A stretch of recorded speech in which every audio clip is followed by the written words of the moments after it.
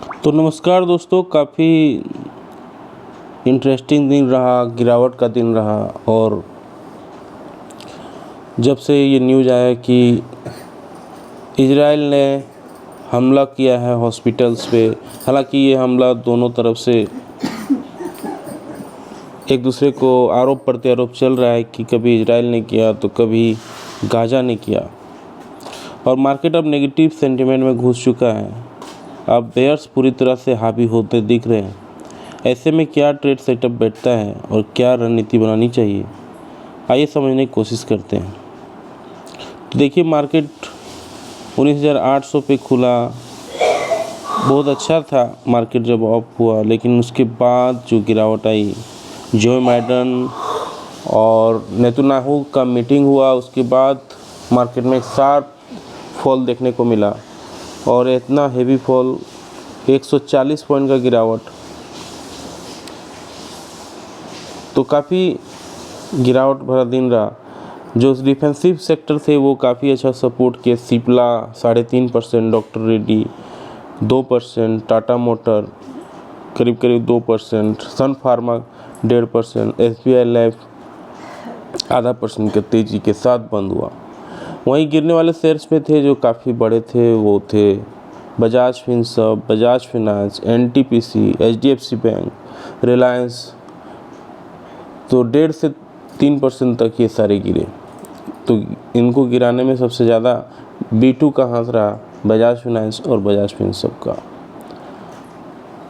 तो निफ्टी 19,671 पे बंद हुआ, 140 पॉइंट गिर के। नेक्स्ट 50 45,120 पे बंद हुआ। निफ्टी मिड कैप 9,084 पे बंद हुआ, और निफ्टी बैंक 43,888 पे बंद हुआ। निफ्टी फाइनेंशियल 19,687 पे बंद हुआ। तो ऐसे में आगे का क्या रणनीति बोलता है, आइए समझने की कोशिश करते हैं। तो आप देखिए, एक बेयरिश इंगल्फिंग पैटर्न बना है। बेयरिश इंगल्फिंग पैटर्न का मतलब होता है कि मार्केट में अब बेयर्स पूरा हावी हो गए, यानी सेलर्स हावी हो गए हैं, मंदेड़िए ज़्यादा हावी हो गए हैं। ऐसे में क्या रणनीति अपनानी चाहिए, ये समझने की कोशिश करते हैं।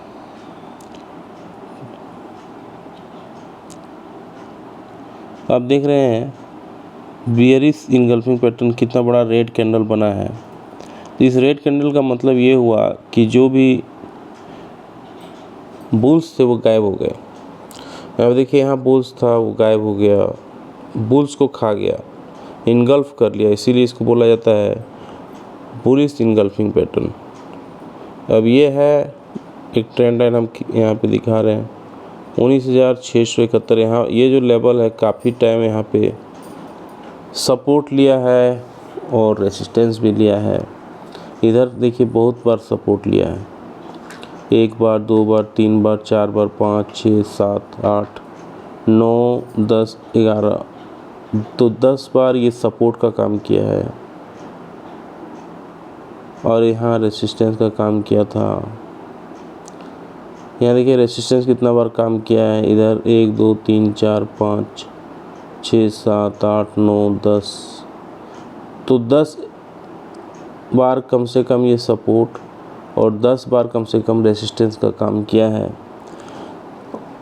अब ऐसे में क्या होना चाहिए, अगर गिफ्ट निफ्टी का बात करें तो गिफ्ट निफ्टी इशारा कर रहा है कि करीब 50 पॉइंट नीचे फिर हम खुलेंगे।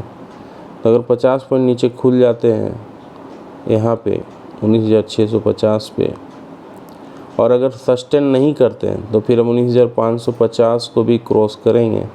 और 19,550 अगर टूटता है तो मार्केट में एक शार्प फॉल देखने को मिलेगा।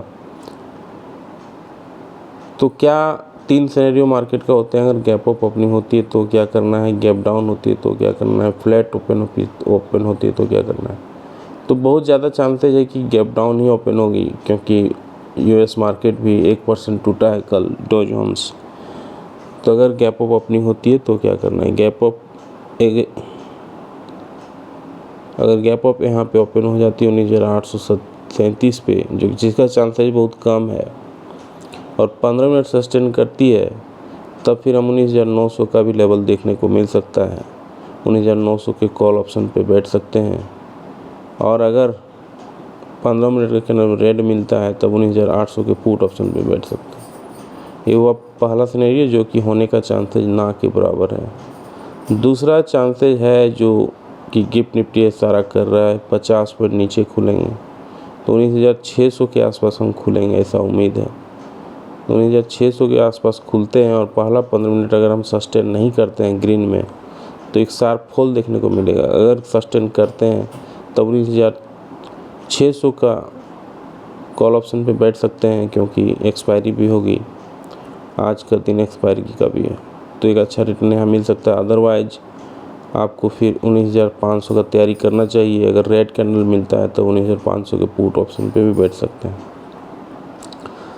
तीसरा सिनेरियो कि अगर मार्केट फ्लैट ओपन हो जाती है 19,671 पे ही अगर हम ओपन हो जाते हैं, पहला 15 मिनट का कैंडल वॉच करेंगे, अगर ग्रीन मिलता है तब हम 19,700 के कॉल ऑप्शन पे बैठेंगे। और अगर सस्टेन ना करेगा, यही उम्मीद है, ज़्यादा सस्टेन नहीं करेगा तो आप 19,600 के पुट ऑप्शन पे बैठेंगे।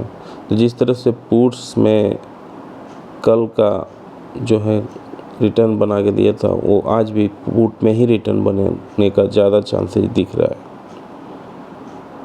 तो ये हुआ निफ्टी का बात। काफ़ी जो है बेरिश सेंटिमेंट अब में हम अब घुस गए हैं, क्योंकि वार कभी भी अपना रूप ले सकता है, बड़ा रूप, और इसलिए मार्केट भी अब डरा हुआ है। अब बैंक निफ्टी को समझते हैं थोड़ा।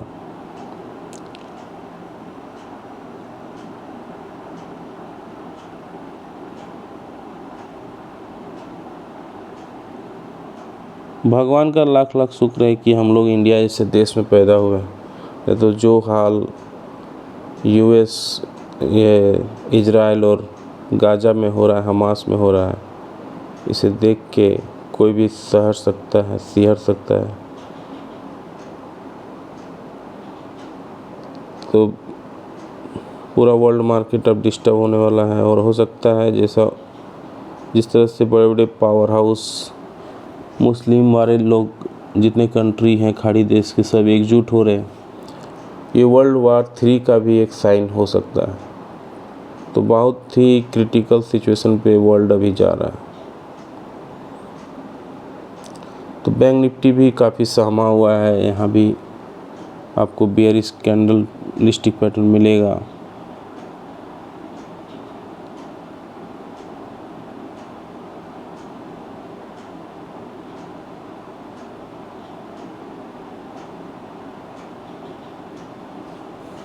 यहाँ भी देखिए आपको बेयरिश कैंडलस्टिक पैटर्न मिल रहा है, बड़ा सा बेयरिश कैंडलस्टिक पैटर्न मिला है। इसका मतलब क्या हुआ कि जो भी बुल्स थे, जो भी तेज़ी करने वाले थे, सब गायब हो गए हैं। अब सिर्फ बचा है मंदी करने वाले मंदेड़िए। 43,888 पे बंद हुए हैं हम। बहुत बड़ा रेड कैंडल बना है, आप देख सकते हैं। अब यहाँ पे अगर हम गिफ्ट निफ्टी का बात करें तो 50-60 पॉइंट नीचे हम खुलेंगे। तो जहाँ पे हम अभी बंद हुए हैं, ये मल्टीपल टाइम सपोर्ट का काम किया है। 1 सपोर्ट, 2, 3, 4, 5, 6, 7, 8, 9, 10, बहुत बार यहाँ सपोर्ट और रेजिस्टेंस का काम किया है। काफ़ी इम्पोर्टेंट लेवल पे बंद हुआ ये। अगर ये कल सस्टेन नहीं करता है गैप डाउन ओपन होने के बाद तो एक शार्प फॉल देखने को मिल सकता है। उसके बाद हम फिर 42,000 का भी लेवल देखने को मिल सकता है, ये लेवल। तो एक शार्प फॉल निफ्टी में देखने को मिल सकता है। पहला ये 43,000 का भी लेवल है यहाँ पे। तो काफ़ी बेयरिश सेंटीमेंट है। अगर मार्केट गैप डाउन ओपन होता है, जिसका चांसेस बहुत ज़्यादा है, तो क्या करना है। अगर गैप डाउन ओपन हो जाती है यहाँ पे 43,888 पे अभी बंद हुआ है, गैप डाउन ओपन होंगे तो ज़्यादा से ज़्यादा हम 43,800 700 के आसपास ओपन होंगे, या 500-600 के ये लेवल पे बंद होंगे, हम ओपन होंगे। और अगर ये सस्टेन नहीं करता है, पहला 15 मिनट कैंडल में अगर ये सस्टेन नहीं करता है, तब हम फिर 43,000 का भी लेवल देख सकते हैं, ये जो लेवल है। तो शार्प फॉल होने की ज़्यादा चांसेज है, क्योंकि ये जो कैंडल है बहुत डराने वाला कैंडल बना है। इस हालत पे क्या करना है अगर गैप अप ओपनिंग होती है, जिसका चांसेस बहुत कम है। अगर गैप अप ओपनिंग होती है यहाँ पे 44,315 पे अगर गैप अप ओपनिंग होती है, पहला 15 मिनट कैंडल देखेंगे, अगर सस्टेन करती है तब 43,400 के कॉल ऑप्शन पे बैठ सकते हैं। अगर सस्टेन नहीं करती है, रेड कैंडल बनती है पहला 15 मिनट, तब हम 44,400 के पुट ऑप्शन पे बैठेंगे। ये अगर गैप अप ओपनिंग होती है तो, जिसका चांसेस बहुत कम है।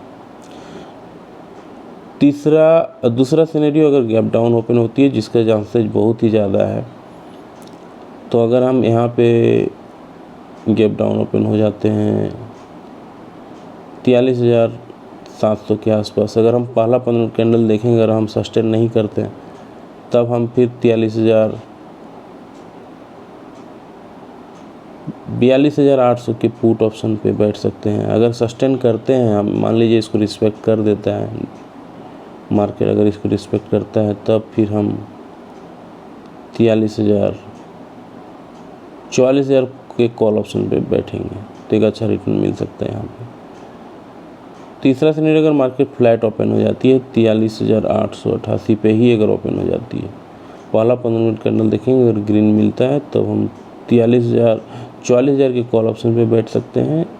और अगर मार्केट नीचे आ जाती है पहला 15 मिनट कैंडल में, फिर हम शार्प फॉल देखने को मिल सकता है हमें, फिर हम 42,800 के पुट ऑप्शन पे भी बैठ सकते हैं, तो एक रिटर्न अच्छा मिल सकता है। तो ये हुआ निफ्टी और बैंक निफ्टी का एक ओवरऑल व्यू। अब हम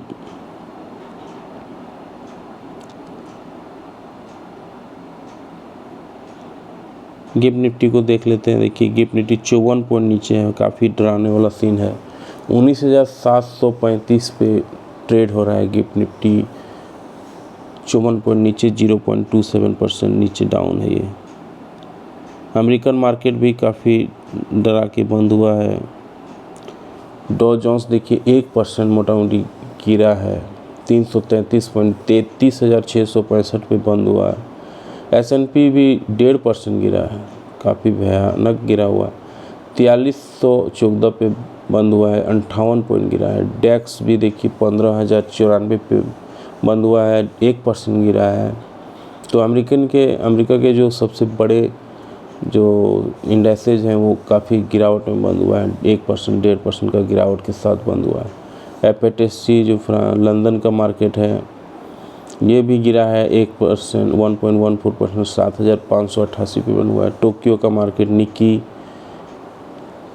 पॉजिटिव पे बंद हुआ है 32,042 पे।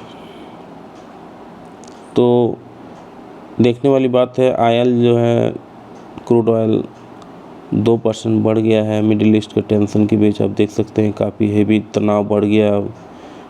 तो सारा तेल ईरान, इराक, सऊदी और खाड़ी देश से ही ज़्यादा वहाँ पे उत्पादन होता है, इसलिए वहाँ पे कॉन्फ्लिक्ट के चलते 2% का तेज़ी ब्रेंट क्रूड में भी आ गई है।